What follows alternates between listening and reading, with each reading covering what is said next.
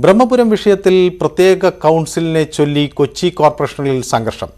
മേയറെ ഉപരോധിച്ച പ്രതിപക്ഷ കൗൺസിലറെയും കോൺഗ്രസ് പ്രവർത്തകരെയും പോലീസ് നീക്കാൻ ശ്രമിച്ചത് വൻ സംഘർഷത്തിനാണ് വഴിവെച്ചത്. മേയർക്ക് പിന്തുണയുമായി ഗേറ്റിന് പുറത്ത് CPM പ്രവർത്തകരും നിലയുറപ്പിച്ചതോടെ സാഹചര്യങ്ങൾ യുദ്ധസമാനമായി.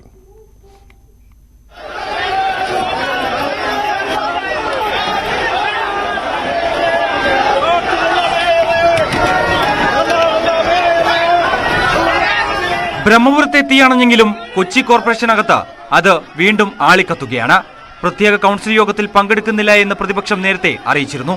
എന്നാൽ മുഴുവൻ കൗൺസിലർമാരെയും രംഗത്തിറക്കി ഉച്ചയോടുകൂടി തന്നെ കോർപ്പറേഷൻ ഓഫീസ് ഉപരോധിച്ചു. പോലീസ് സംരക്ഷണയിൽ മേയർ അഡ്വക്കേറ്റ് M. അനിൽകുമാർ എത്തിയതോടെ കാര്യങ്ങൾ പോലീസിന്റെ കയ്യിലും നിന്നില്ല.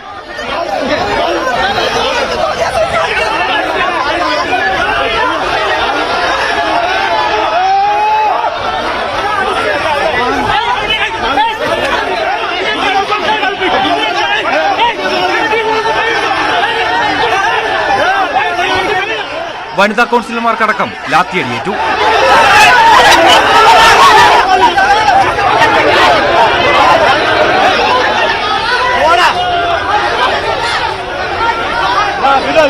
പരിക്കേറ്റവരെ പുറത്തേക്ക് കൊണ്ടുപോകാൻ ഗേറ്റ് ഉപരോധിച്ച CPM പ്രവർത്തകർ ആദ്യം സമ്മതിച്ചില്ല.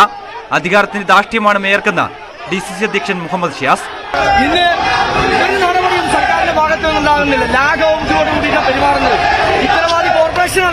മേയറും സെക്രട്ടറിയും കരാറുകാരുമാണ്. ഒരു നടപടി സ്വീകരിച്ച 13 ദിവസമായി എന്ത് അന്വേഷണമാണ് നടത്തിയത്? ഒരാൾക്കെതിരെ FIR ഇട്ടിട്ടില്ല. ഞാൻ കൊടുത്ത പരാതിയിൽ പോലും അന്വേഷണം നടത്തിയിട്ടില്ല. ബ്രഹ്മപുരം വിഷയത്തിൽ ജില്ലാ കോൺഗ്രസ് നേതൃത്വം അനാവശ്യ ഭീതി സൃഷ്ടിക്കുകയാണെന്ന് മേയർ അനിൽകുമാർ. ഇതെന്ന് വെച്ചാൽ പബ്ലിക്കിനിടയിൽ കൂടെ നമ്മളെ തടയുമ്പോൾ എന്താ സംഭവിക്കുക വെച്ചാൽ എന്ത് സംഭവിക്കുന്ന ആർക്കെങ്കിലും പറയാൻ പറ്റും. കാരണം ഇവര് രാവിലെ മുതൽ DCC പ്രസിഡന്റ് നേതൃത്വത്തിൽ അകത്ത് നിൽക്കുകയല്ലേ. അപ്പൊ അത് ഒഴിവാക്കാൻ വേണ്ടിയിട്ടാണ് ഞാൻ ഇത്രയും കാലം ശ്രമിച്ചുകൊണ്ടിരുന്നത്. പക്ഷെ ഇങ്ങനെ നമ്മൾ ഒരു പുറത്തുനിന്നുള്ള ഫോഴ്സും ഒപ്പം ഇവരും കൂടി വന്നു നിന്നാൽ കാര്യങ്ങൾ കൈവിട്ടു. ബ്രഹ്മപുരം വിഷയത്തിൽ വരും ദിവസങ്ങളിലും കോർപ്പറേഷൻ പ്രക്ഷുബ്ധമാകുമെന്ന കാര്യത്തിൽ ഒരു സംശയവുമില്ല. ബ്രഹ്മപുരം വിഷയത്തിൽ തികച്ചും നാടകീയ സംഭവങ്ങൾക്കാണ് കൊച്ചിൻ കോർപ്പറേഷൻ സാക്ഷിയായത്. പ്രതിഷേധത്തെ പോലീസിനെ ഉപയോഗിച്ച് നേരിട്ട ഭരണപക്ഷത്തിന്റെ നടപടി വരും ദിവസങ്ങളിലും വലിയ ചർച്ചയാകും. കൊച്ചിയിൽ നിന്ന് ക്യാമറമാൻ ശ്യാംലാലിനൊപ്പം ജാനിപ്പോൾ ന്യൂസ് 18. സോഷ്യൽ മീഡിയയിലെ ജനപ്രിയ താരങ്ങൾക്ക് ന്യൂസ് 18 ആദരം. News 18 Kerala trends and style award വിതരണ ചടങ്ങ് എറണാകുളം ലേ മെറിഡിയൻ ഹോട്ടലിൽ പുരോഗമിക്കുകയാണ്. ചടങ്ങിൽ സൂപ്പർ സ്റ്റാർ സുരേഷ് ഗോപി പുരസ്കാരങ്ങൾ സമ്മാനിക്കും. തത്സമയ ദൃശ്യങ്ങളിലേക്ക്. ചില ആശങ്കകൾ പങ്കുവച്ചിരുന്നു. അത് ഒന്ന് പറഞ്ഞുകൊണ്ട് മാത്രം ഞാനിവിടെ തുടങ്ങുകയാണ്. ഞാൻ സമയമധികം എടുക്കുന്നില്ല. അദ്ദേഹം ആദ്യം തന്നെ ഞങ്ങളോട് ചോദിച്ചത്, എന്താണ് നിങ്ങൾ ഉദ്ദേശിക്കുന്നത് ഈ സോഷ്യൽ മീഡിയ അവാർഡ്സ് എന്നതുകൊണ്ട്? പിന്നെ അദ്ദേഹം ഞങ്ങളോട് കുറേയേറെ സംവാദം നടത്തി, തർക്കിച്ചു. ജേർണലിസ്റ്റുകളായതുകൊണ്ട് ഞങ്ങളും തിരിച്ചും സംസാരിച്ചു. അതിൽ ഏറ്റവും രസകരമായ കാര്യം അദ്ദേഹം പറഞ്ഞത്, നിങ്ങളുടെ അവാർഡ് എന്ന് പറയുന്നത് ഇപ്പോൾ ഈ സോഷ്യൽ മീഡിയയെക്കുറിച്ച് കേൾക്കുന്ന അല്ലെങ്കിൽ നമ്മൾ കണ്ടുകൊണ്ടിരിക്കുന്ന നെഗറ്റീവ് വശങ്ങൾ അതല്ലല്ലോ എന്നുള്ള ചോദ്യമായിരുന്നു. ഞങ്ങൾ ആ നെഗറ്റീവ് വശങ്ങളെക്കുറിച്ച് ഞങ്ങൾ സംസാരിച്ചു. ഹേറ്റ് ക്യാമ്പയിൻസ്, അങ്ങനെയുള്ള കാര്യങ്ങൾ, നമ്മളൊന്നും ഇഷ്ടപ്പെടാത്ത കുറേയേറെ കാര്യങ്ങൾ, ഇതെല്ലാം ഞങ്ങളും അങ്ങോട്ടും ഇങ്ങോട്ടും സംസാരിച്ചു. അതിൽ ചില സമയത്ത് അദ്ദേഹം ഞങ്ങളോട് ചോദിച്ചു, ഞാൻ ചിലപ്പോൾ കുറച്ച് പരുഷമായി തന്നെ ഇക്കാര്യത്തിൽ സംസാരിക്കുന്നുണ്ടല്ലേ എന്ന്. ഞങ്ങൾ പറഞ്ഞു, സാരമില്ല, ഞങ്ങളത് അങ്ങോട്ടും ഇങ്ങോട്ടും നമ്മൾ സംസാരിക്കുന്നതല്ലേ എന്ന്. അത് കഴിഞ്ഞ് ഞങ്ങളൊരു ഈ ലിസ്റ്റ് അങ്ങ് കൊടുത്തപ്പോൾ അതിൽ അദ്ദേഹത്തിൻ്റെ മുഖം വിടർന്നു. അദ്ദേഹം പറഞ്ഞു, ഇതൊരു നല്ല ഉദ്യമമാണ്, ഞാൻ തീർച്ചയായും ഇതിൽ പങ്കാളിയാവാം.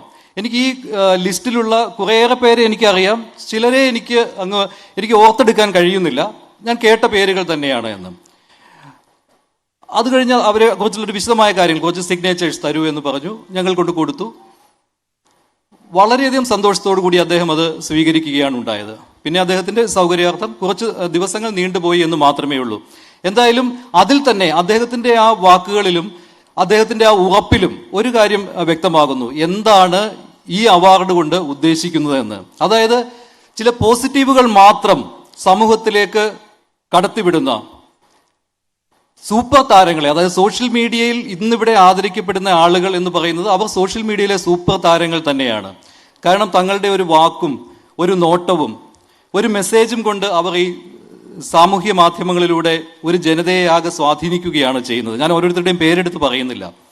ആകാംക്ഷയോടുകൂടി തന്നെ 15 മിന്നും താരങ്ങൾ ഇവിടെ നമ്മുടെ പ്രിയപ്പെട്ട സുരേഷിൻ്റെ കയ്യിൽ നിന്ന് ഈ പുരസ്കാരങ്ങൾ ഏറ്റുവാങ്ങുന്നതിന് വേണ്ടി തയ്യാറെടുത്ത് ഇരിപ്പുണ്ട്. അതുകൊണ്ട് ആ വിലപ്പെട്ട സമയം ഞാൻ അപഹരിക്കുന്നില്ല. ഞാൻ എന്തായാലും ഇതാണ് ഞങ്ങളുടെ അവാർഡിന്റെ ഒരു ഉദ്ദേശ്യം. അതായത് നന്മകൾ മാത്രം കടത്തിവിടുന്ന, പോസിറ്റീവ് ചിന്തകൾ മാത്രം കടത്തിവിടുന്ന, വിവര സാങ്കേതിക വിദ്യ ഉൾപ്പെടെയുള്ളവ ഏറ്റവും നൂതനമായ രീതിയിൽ നമ്മുടെ കൈവിരലിലേക്ക് ആവാഹിച്ചു തരുന്ന ആ ഒരു കൂട്ടം സൂപ്പർ താരങ്ങളെയാണ് ഇവിടെ ന്യൂസ് 18 കേരളം ആദരിക്കാൻ പോകുന്നത്. ഈ 1.5 മണിക്കൂർ അതിനു വേണ്ടിയാണ് സമയം ചെലവഴിക്കുന്നത്. അതിനുശേഷം ഒരു നല്ലൊരു ഇന്ററാക്റ്റീവ് സെക്ഷൻ ഉണ്ടാകുമെന്ന് തന്നെ ഞാൻ പ്രതീക്ഷിക്കുകയാണ്. കാരണം ശ്രീ സുരേഷ് ഗോപി ഞങ്ങളോട് അന്നൊരു വാഗ്ദാനം നടത്തിയിരുന്നു, ഏറ്റവും അവസാനം ഞാൻ സംസാരിക്കും. ആ ഒരു വാക്ക് അദ്ദേഹം ഇന്ന് പാലിക്കുന്നത് തന്നെയാണ് ഞാൻ കരുതുന്നത്. ഔപചാരികമായ ചടങ്ങിലേക്ക് ഞാൻ കടക്കുകയാണ്. ശ്രീ സുരേഷ് ഗോപിയെ, നമ്മളുടെ എല്ലാം പ്രിയങ്കരനായ ശ്രീ സുരേഷ് ചേട്ടനെ ഞാൻ ഹാർദമായി ഈ ചടങ്ങിലേക്ക് സ്വാഗതം ചെയ്യുകയാണ്. ബാക്കി രണ്ടുപേരും ഞങ്ങളുടെ കുടുംബാംഗങ്ങളാണ്. ഇന്ന് ഞങ്ങളുടെ എന്ന് മാത്രമല്ല നിങ്ങളുടെ എല്ലാം കുടുംബാംഗങ്ങളാണ്. കാരണം ഇന്നതൊരു നേരത്തെ അശ്വതി പറഞ്ഞതുപോലെ ഇതൊരു സ്വകാര്യ ചടങ്ങാണ്, നമ്മളുടെ ഒരു കുടുംബ ചടങ്ങ് പോലെ മാത്രമേ ഉള്ളൂ. അതുകൊണ്ട് ശ്രീ വിവേക് നാരായൺ, ശ്രീ ഗിരിജ ശങ്കർ റാവു രണ്ടുപേരെയും ഞാൻ ഔപചാരികമായി സ്വാഗതം ചെയ്യുകയാണ്. ഇനി നമുക്ക് നേരിട്ട് ചടങ്ങുകളിലേക്ക് കടക്കാം. നന്ദി, നമസ്കാരം. Thank you Manjush. ഇനി ഞങ്ങളെക്കുറിച്ച് ചുരുങ്ങിയ കാലം കൊണ്ട് കലർപ്പില്ലാത്ത വാർത്തയുടെ മുഖമായി മാറുകയായിരുന്നു ന്യൂസ് 18 കേരളം. വാർത്തകൾ വസ്തുതാപൂർവം പ്രേക്ഷകരിലേക്ക് എത്തിച്ചും ജനകീയ വിഷയങ്ങളിൽ കക്ഷി രാഷ്ട്രീയമോ മറ്റേതെങ്കിലും ഘടകമോ സ്വാധീനിക്കാതെ കൃത്യമായ ജനപക്ഷ നിലപാടാണ് ഞങ്ങളെ മലയാളികളുടെ ഇഷ്ടമാധ്യമമാക്കി മാറ്റിയത്. ഇന്ത്യയുടെ തെക്കേയറ്റം കന്യാകുമാരി മുതൽ വടക്കേയറ്റം ലദ്ദാഖ് വരെ വാർത്തയ്ക്കു നേരെ തുറന്നു വച്ച കണ്ണ്. അവകാശവാദങ്ങളെക്കാൾ വാസ്തവങ്ങളാണ് ന്യൂസ് 18 നെറ്റ്വർക്ക് പറയുന്ന കണക്കുകൾ. എതിരാളികളുടെ അവകാശവാദങ്ങളെക്കാൾ രാജ്യത്തോട് ഞങ്ങൾ പറയുന്നത് വാസ്തവങ്ങളാണ്. ആ കണക്കുകളാണ് ന്യൂസ് 18 നെറ്റ്വർക്കിന്റെ കരുത്ത്. കന്യാകുമാരി മുതൽ ലദ്ദാഖ് വരെ, ഗുജറാത്ത് മുതൽ അസം വരെ, രാജ്യത്തിന്റെ 4 കോണിലും എല്ലാ ദേശത്തും ഞങ്ങൾ സാന്നിധ്യം അറിയിക്കുന്നു. ഞങ്ങളുടെ 16,000 റിപ്പോർട്ടർമാർ നിമിഷം തോറും നൽകുന്ന വാർത്തകൾ രാജ്യത്തിന്റെ സ്പന്ദനങ്ങൾ ലോകത്തിനു മുന്നിൽ അതത് നിമിഷം എത്തിക്കുന്നു. ഇന്ത്യയിൽ മറ്റൊരു മാധ്യമ സ്ഥാപനത്തിനും അവകാശപ്പെടാനില്ലാത്ത ഗ്രൗണ്ട് റിയാലിറ്റിയാണ് അത്. ടെലിവിഷനിലും ഡിജിറ്റൽ മീഡിയയിലും വാർത്താ വേഗത്തിനൊപ്പം ഓടിയെത്താൻ മറ്റാർക്കും ആകാത്ത വിധം അത്ര മുന്നിലാണ് നെറ്റ്വർക്ക് 18. ദേശീയ വാർത്തകളുമായി ഇംഗ്ലീഷിൽ CNN ന്യൂസ് 18, ഹിന്ദിയിൽ ന്യൂസ് 18 ഇന്ത്യ, തമിഴ്നാടിന്റെ സ്പന്ദനങ്ങളുമായി ന്യൂസ് 18 തമിഴ്നാട്, കന്നഡ നാട്ടിൽ നിന്ന് ന്യൂസ് 18 കന്നഡ. ഇങ്ങനെ ആ സേതു ഹിമാചലം വാർത്തയ്ക്ക് ഒരേ ഒരു പര്യായം മാത്രം, ന്യൂസ് 18. വാർത്തയിൽ മാത്രമല്ല, വിനോദത്തിന്റെ അതിരില്ലാ ലോകം തുറക്കുന്ന കളേഴ്സ്, CNBC ചാനലുകൾ,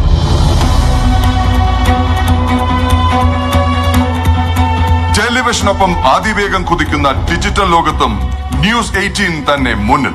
എല്ലാ സംസ്ഥാനങ്ങളിലും ഡിജിറ്റൽ മീഡിയയിൽ സ്ഥാനമുറപ്പിച്ചു കഴിഞ്ഞു ന്യൂസ് 18. വാർത്തകളുമായി ഞങ്ങൾ നിങ്ങളുടെ തൊട്ടരികെയുണ്ട്. കണ്ണൊന്ന് തുറന്നു നോക്കിയാൽ ഒരു വിരൽ തുമ്പകലെ ജനങ്ങളുടെ ശബ്ദമായി, അധികാരികളുടെ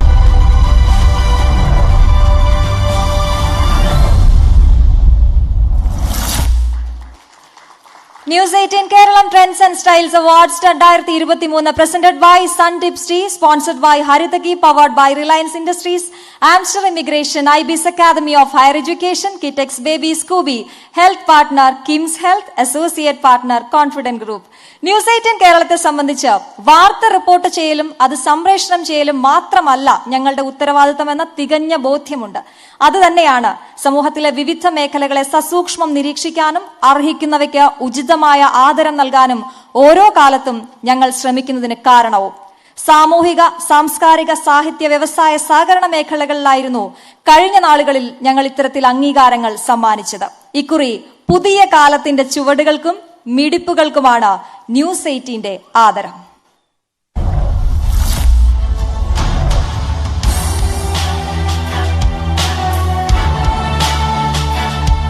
നാടിന്റെ ഓരോ ചലനത്തോടും ഒപ്പം നടന്നാണ് ന്യൂസ് 18 കേരളം ചുരുങ്ങിയ കാലം കൊണ്ട് കേരളത്തിന്റെ ജനമനസ്സിൽ ഇടം പിടിച്ചത്.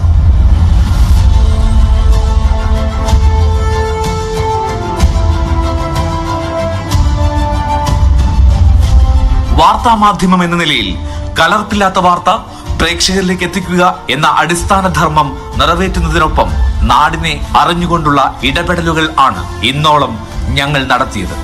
കേരളത്തെ ലോക ഭൂപടത്തിൽ അടയാളപ്പെടുത്തുന്ന പ്രതിഭകളെയും പ്രസ്ഥാനങ്ങളെയും ജനകീയ ഇടപെടലുകളെയും ഞങ്ങൾ എക്കാലത്തും നെഞ്ചോട് ചേർത്ത് വെച്ചിരുന്നു.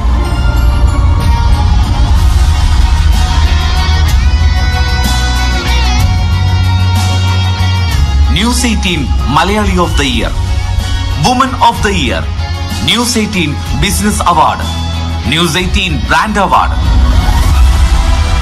News 18 Cooperative Award എന്നിവ ഇങ്ങനെയുള്ള ചില ചുവടുകളായിരുന്നു. ഇക്കുറി ഞങ്ങൾ പുതിയ കാലത്തിന്റെ പ്രതിഭകളെയാണ് ആദരിക്കുന്നത്.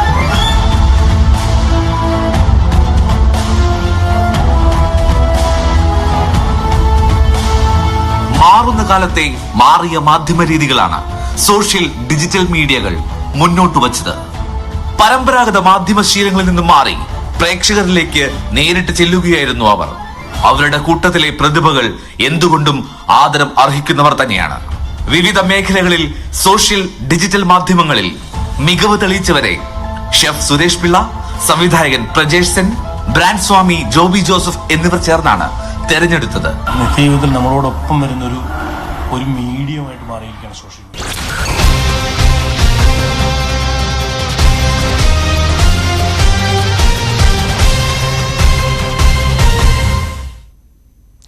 വാർത്തകൾ തുടരുന്നു. കൊച്ചി കോർപ്പറേഷനിലെ പോലീസ് നടപടിയിൽ പ്രതിഷേധിച്ച് ജില്ലാ കോൺഗ്രസ് കമ്മിറ്റിയുടെ നേതൃത്വത്തിൽ കമ്മീഷണർ ഓഫീസിലേക്ക് മാർച്ച് നടക്കുന്നു. അതിന്റെ ദൃശ്യങ്ങളാണ് പ്രേക്ഷകർ കാണുന്നത്.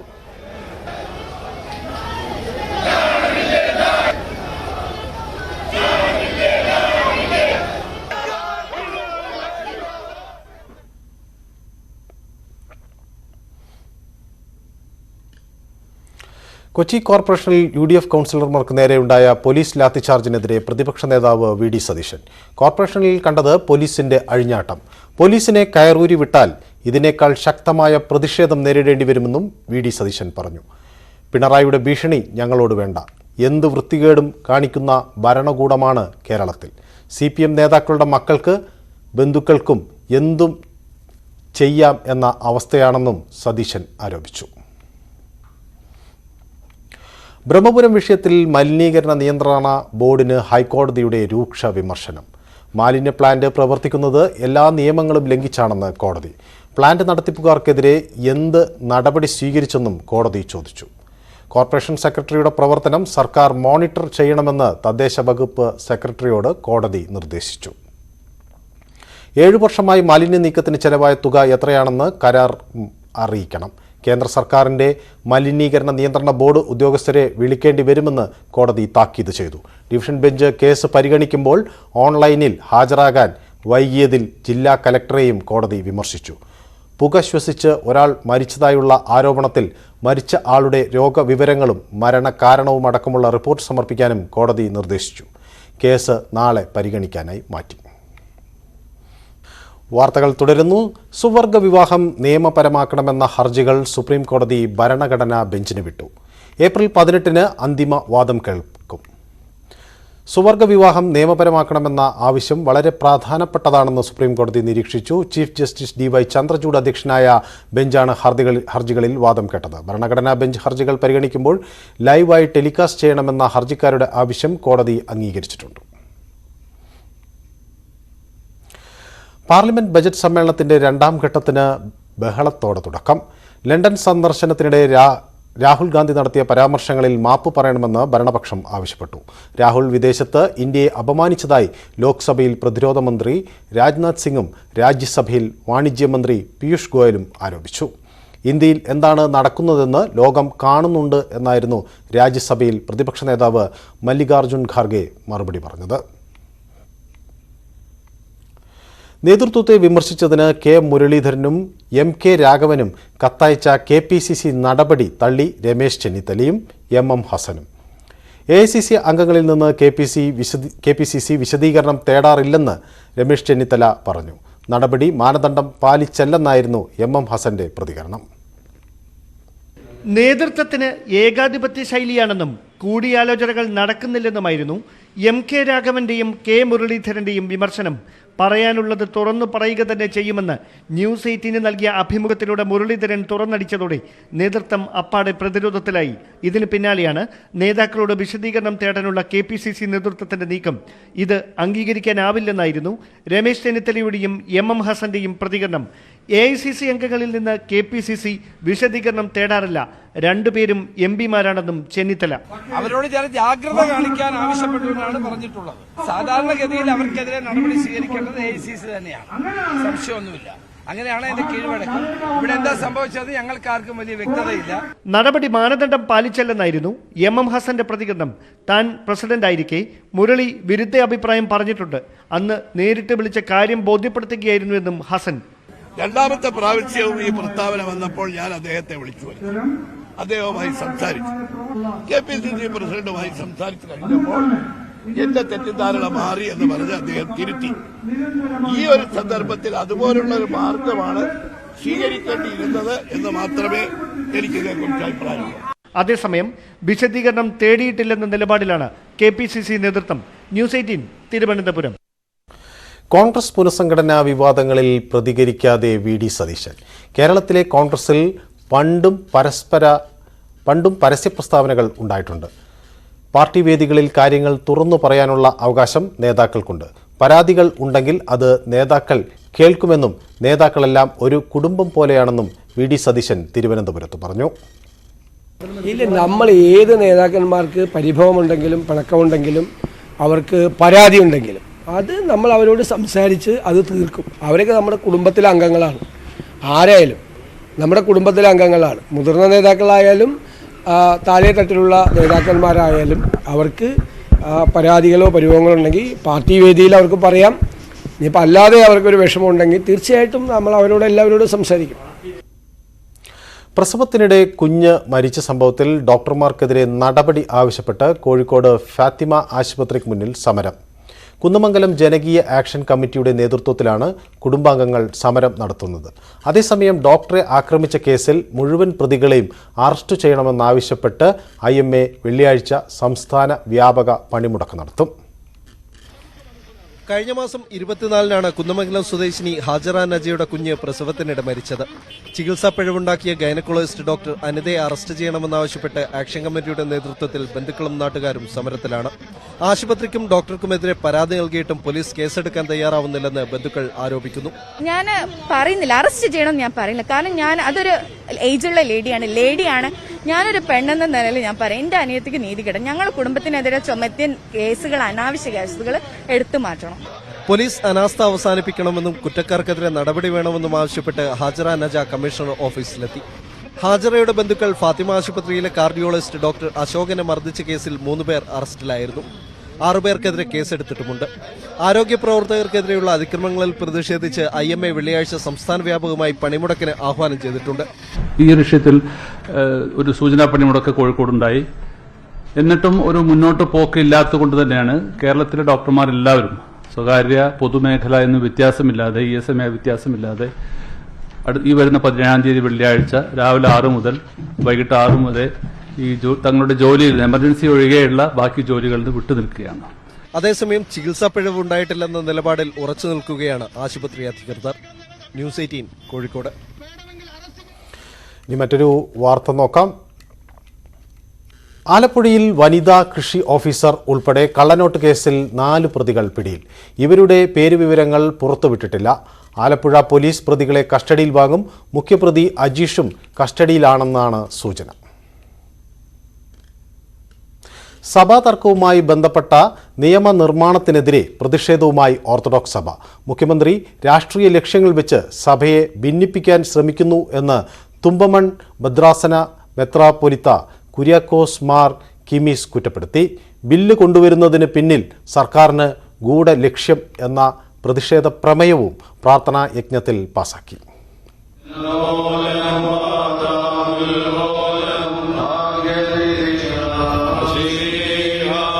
Thiruvananthapuram Palayam saint George orthodox പള്ളിയിൽ വൈദികരെയും ബിഷപ്പുമാരെയും അണിനിരത്തിയായിരുന്നു പ്രതിഷേധ ഉപവാസ പ്രാർത്ഥനായജ്ഞം സംഘടിപ്പിച്ചത്.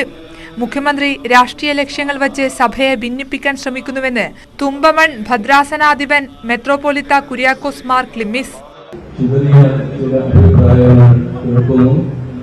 അഭിപ്രായങ്ങളെ ആസ്വദിച്ച് പ്രതികരിക്കുന്നു എന്നുള്ളത് പരിമിതി ഏത് ഭാഗത്തു നിന്നുണ്ടായാലും ഉണ്ടാകുന്നുണ്ട് എന്നുള്ളത് മറക്കുന്നില്ല. ബില്ല് കൊണ്ടുവരുന്നതിന് പിന്നിൽ സർക്കാരിന് ഗൂഢലക്ഷ്യമുണ്ടെന്നും സുതാര്യമായും നിയമപരമായും പ്രവർത്തിക്കുന്ന മലങ്കര സഭയുടെ ഭരണക്രമത്തെ തകിടം മറിക്കുന്നതാണ് ബില്ലെന്നും ചൂണ്ടിക്കാട്ടി പ്രാർത്ഥനായജ്ഞത്തിൽ പ്രതിഷേധ പ്രമേയം പാസാക്കി. ഓർത്തഡോക്സ് സഭയുടെ ആശങ്കകൾ പരിഗണിച്ച് ഉചിതമായ സർക്കാർ ഇടപെടൽ ഉണ്ടായില്ലെങ്കിൽ ശക്തമായ സമര പരിപാടികളിലേക്ക് നീങ്ങാനാണ് ഓർത്തഡോക്സ് സഭയുടെ തീരുമാനം. ന്യൂസ് 18 തിരുവനന്തപുരം. മുസ്ലിം പിന്തുടർച്ചാവകാശ നിയമത്തിലെ സ്ത്രീവിരുദ്ധ വകുപ്പുകൾക്കെതിരെ ഇരകൾ. കേസ് ജൂലൈയിൽ പരിഗണിക്കുമ്പോൾ പിതാവിന്റെ സ്വത്തിൽ പെൺമക്കൾക്കും തുല്യ അവകാശം വേണമെന്ന നിലപാട് സർക്കാർ സുപ്രീം കോടതിയിൽ സ്വീകരിക്കണം എന്നാണ് ആവശ്യം. എന്നാൽ ശരീഅത്ത് നിയമത്തിന് ആനുകൂല്യവും സ്ത്രീ വിരുദ്ധവുമായ സമീപനമാണ് സർക്കാർ സ്വീകരിക്കുന്നതെന്ന വിമർശനവും ശക്തമാണ്. മലപ്പുറം താനൂരിലെ ഐഷുമ്മയുടെ ഭർത്താവ് 4 വർഷം മുൻപ് മരിച്ചു. കൂട്ടിന് 3 പെൺമക്കൾ മാത്രം. വീട് ജപ്തി ഭീഷണിയിലാണ്. കടം വീട്ടാൻ വീട് വിൽക്കാൻ ശ്രമിച്ചെങ്കിലും ഭർത്താവിന്റെ സഹോദരങ്ങൾ സമ്മതിക്കുന്നില്ല. ഞങ്ങളിപ്പോൾ കടത്തിന്റെ കടമായി 10-15 ലക്ഷം രൂപ ഞങ്ങൾക്ക് കടമായി. ഞങ്ങൾ അവരോട് പറഞ്ഞു നിങ്ങൾ വിറ്റാളി, എന്നിട്ട് നിങ്ങൾ അവകാശങ്ങൾ എടുത്തിട്ട് ബാക്കി തരും, ഞങ്ങൾ കടം വിടട്ടെ. അവരതും കേൾക്കും. സ്വന്തം ഒരു പെരയും 9 സെന്റ് തരുള്ളൂ. ഞങ്ങൾക്കൊരു ഓരി ഉണ്ടാവും, അത് ഓരോ ഓരി ഉണ്ടാവുകയല്ല, അത് ഞങ്ങൾക്ക് തന്നാൾ ഞങ്ങൾക്ക് കടം വിടല. അത് പറഞ്ഞിട്ട് അതും കേൾക്കണില്ല. ഞങ്ങൾ എന്ത് ചെയ്യും? മൂവാറ്റുപുഴ സ്വദേശി റൂബിയയുടെ പിതാവ് സൈനുദ്ദീൻ കോവിഡ് ബാധിച്ചു മരിച്ചു. റൂബിയയുടെ പേരിൽ എഴുതിവെച്ച സ്വത്ത് ഇപ്പോൾ സൈനുദ്ദീന്റെ സഹോദരങ്ങൾക്ക് വേണം. ജീവിച്ചിരുന്ന കാലത്ത് നോക്കാതിരുന്ന ബന്ധുക്കൾക്കൊപ്പമാണ് പള്ളി കമ്മിറ്റി അടക്കമുള്ളവർ. എന്നിട്ട് വാപ്പാടെ ബാധ്യത ഇവർ ഏറ്റെടുത്തിട്ടില്ല. വാപ്പാടെ ഒരു കാര്യങ്ങളും ഒരു മരണാനന്തര ചടങ്ങിൽ പോലും ഇവർ പങ്കെടുത്തിട്ടില്ല. എന്നിട്ടാണ് ഇവര് വാപ്പയുടെ സ്വത്തിന് വേണ്ടി അവകാശം പറഞ്ഞു വരുന്നത്. വാപ്പ ജീവിച്ചിരുന്ന കാലത്ത് പോലും ഇവര് സഹോദരനായിട്ട് പോലും എൻ്റെ വാപ്പനെ അവർ കണ്ടിട്ടില്ല. എൻ്റെ ഉമ്മയെയും എന്നെയും പോലും ഇവരെ ഒരു ബന്ധു എന്ന നിലയിൽ പോലും അവർ കണ്ടിട്ടില്ല. പള്ളിക്കാരും അവർക്ക് സപ്പോർട്ട് ചെയ്യുന്നതാണ് സംസാരിക്കുന്നത്. അവർ പറയുന്നത് ശരീഅത്ത് നിയമമാണ്, ഇത് നിങ്ങളുടെ വാപ്പയുടെ സ്വത്ത് അവർക്ക് കൊടുക്കണം, അത് കൊടുത്തില്ലെങ്കിൽ എന്താ പറയുക നിങ്ങൾക്ക് അത് അനുഭവിക്കാൻ പറ്റത്തില്ല, പല ബുദ്ധിമുട്ടുകൾ വരും എന്നൊക്കെ പറഞ്ഞ് അവർ നമ്മുടെ അടുത്ത് പറഞ്ഞു. ഐഷുമ്മയെയും റൂബിയെയും പോലെ മുസ്ലിം സ്വത്തവകാശ നിയമത്തിന്റെ ഇരകളായ നിരവധി സ്ത്രീകളാണ് അനീതിക്കെതിരെ ശബ്ദമുയർത്താൻ കോഴിക്കോട്ടെത്തിയത്. പിന്തുടർച്ചാവകാശ നിയമത്തിലെ വിവേചനം ചോദ്യം ചെയ്ത VP സുഹ്റ ഉൾപ്പെടെയുള്ളവരുടെ ഹർജി സുപ്രീംകോടതിയുടെ പരിഗണനയിലാണ്. വിഷയത്തിൽ നിലപാടറിയിക്കാൻ സുപ്രീംകോടതി സംസ്ഥാന സർക്കാരുകളോട് ആവശ്യപ്പെട്ടിട്ടുണ്ട്. എന്നാൽ ഇക്കാര്യത്തിൽ ഇടത് സർക്കാരിന്റെ നിലപാട് ഇരകൾക്കൊപ്പമല്ലെന്ന് VP സുഹ്റ.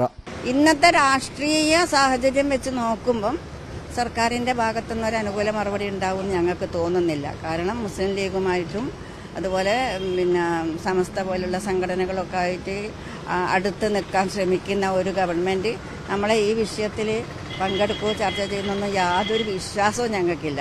ശരീഅത്ത് നിയമത്തിൽ തിരുത്തലുകൾ വേണ്ടെന്ന നിലപാടിലാണ് സർക്കാരെന്നാണ് സൂചന. അഭിപ്രായ രൂപീകരണത്തിനായി ഇരകളെ കേൾക്കാതെ ഏതാനും മതപണ്ഡിതന്മാരുടെ യോഗം മാത്രമാണ് സർക്കാർ വിളിച്ചത്. കോഴിക്കോട്ടെ പരിപാടിയിൽ പങ്കെടുക്കേണ്ടിയിരുന്ന CPM MLA കാനത്തിൽ ജമീല അവസാന നിമിഷം പിൻവാങ്ങിയത് സമ്മർദ്ദത്തെ തുടർന്നാണെന്നും വിമർശനമുണ്ട്. അശ്വിൻ വല്ലത്ത്, ന്യൂസ് 18 കോഴിക്കോട്. ഇനി കായിക വാർത്തകൾ. ഓസ്ട്രേലിയക്കെതിരായ Border Gavaskar trophy test series ഇന്ത്യക്ക്. പരമ്പരയിലെ 4ാമത്തെയും അവസാനത്തെയും ടെസ്റ്റ് സമനിലയിലായി. ആദ്യ 2 ടെസ്റ്റുകളിലും ഇന്ത്യ വിജയം നേടിയിരുന്നു. 2ാം ഇന്നിംഗ്സിൽ ഓസ്ട്രേലിയ 2 വിക്കറ്റിന് 175 റൺസ് എന്ന സ്കോറിലെത്തിയപ്പോൾ മത്സരം സമനിലയിൽ അവസാനിപ്പിക്കാൻ ഇരു ടീമുകളും തീരുമാനിക്കുകയായിരുന്നു. ഇന്ത്യ ലോക ടെസ്റ്റ് ചാമ്പ്യൻഷിപ്പിന്റെ ഫൈനലിൽ. ക്രൈസ്റ്റ് ചർച്ച് ടെസ്റ്റിൽ ശ്രീലങ്കയ്ക്കെതിരെ ന്യൂസിലാൻഡ് അവസാന പന്തിൽ നേടിയ നാടകീയ ജയമാണ് ഇന്ത്യക്ക് ഫൈനലിലേക്കുള്ള വഴി തുറന്നത്. 285 റൺസ് വിജയലക്ഷ്യം പിന്തുടർന്ന കിവീസിന് മുന്നിൽ അവസാന ദിവസം മഴ വില്ലനായി എത്തിയപ്പോഴെങ്കിലും കെയ്ൻ വില്യംസിന്റെ മികവ് ഇന്ത്യക്ക് തുണയായി. 121 റൺസുമായി വില്യംസൺ പുറത്താകാതെ നിന്നു. 28 റൺസിന് 1 വിക്കറ്റ് എന്ന നിലയിൽ അവസാന ദിവസം ബാറ്റിങ്ങിനിറങ്ങിയ ന്യൂസിലാൻഡിന് 8 വിക്കറ്റുകൾ നഷ്ടമായി. 86 പന്തിൽ 81 റൺസ് അടിച്ച ഡാരിൽ മിച്ചലിന്റെ മികവും നിർണായകമായി. പരമ്പരയിൽ 2 മത്സരങ്ങളും ജയിച്ചാൽ മാത്രമേ ശ്രീലങ്കയ്ക്ക് ടെസ്റ്റ് ചാമ്പ്യൻഷിപ്പിന്റെ ഫൈനലിൽ എത്താൻ കഴിയുമായിരുന്നുള്ളൂ. തുടർച്ചയായി രണ്ടാം തവണയാണ് ഇന്ത്യ ലോക ചാമ്പ്യൻഷിപ്പിന്റെ ഫൈനലിൽ കടക്കുന്നത്.